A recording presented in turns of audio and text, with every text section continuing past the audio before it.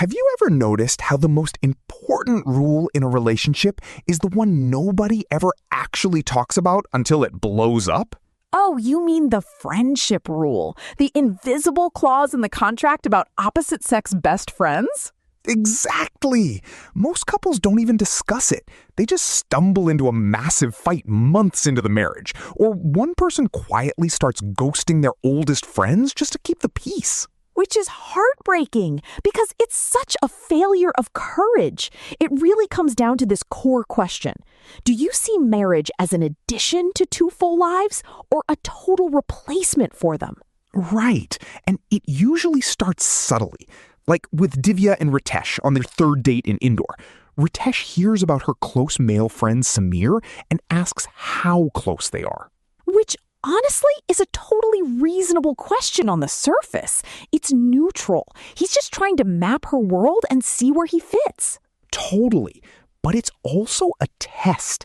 How she answers teaches him how easily she'll rearrange her life to soothe his anxiety. And if she gets super defensive or minimizes the friendship, that's one thing. But the green flag response? Saying calmly, he's one of my oldest friends, he's important to me, and I can't wait for you to meet him. Boom! That validates the friendship, sets a boundary, and invites him in instead of putting up a defense shield. The danger is when the innocent question doesn't stop. When they start circling back days later asking, did Samir call? And what did you talk about? That's when curiosity morphs into control. It's the slippery slope from transparency to surveillance. And we've all been guilty of this or felt the squeeze of it. Oh, totally. Remember Anand and Priya's story?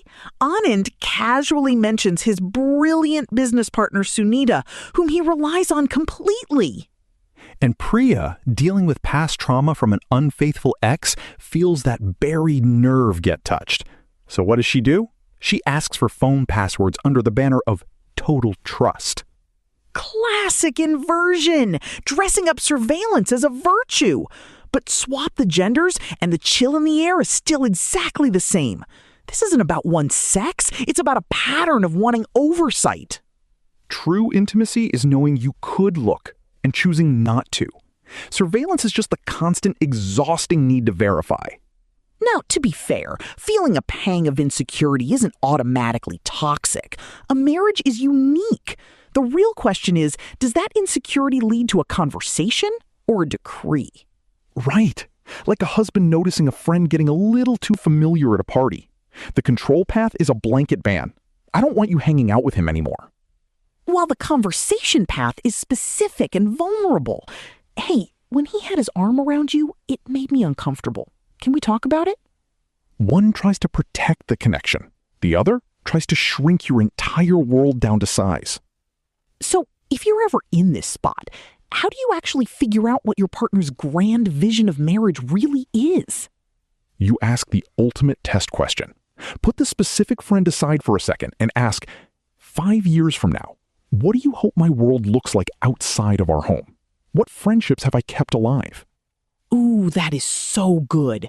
And you have to listen all the way through to the texture of the answer. A healthy answer sounds like, I hope you're still doing your weekend treks and art classes. Your happiness can't be my full-time job. They see your independent life as a strength. Whereas a worrying answer sounds romantic on the surface.